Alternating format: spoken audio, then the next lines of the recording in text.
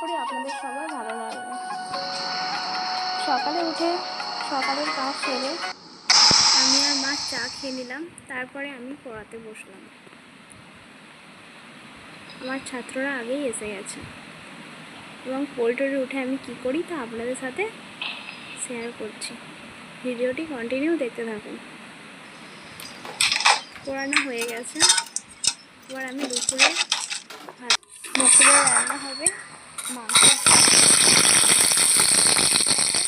আগে থেকে ফ্রিজ থেকে বের করে জলে ভিজিয়ে দিলাম। এদিকে আমার সব কাটাকুটো হয়ে গেছে, ভাতটা আগেই বসে দিয়েছিলাম, মাংসটা রান্না করে ফেললাম। তো বন্ধুরা, এদিকে আমার রান্নাও হয়ে গেছে।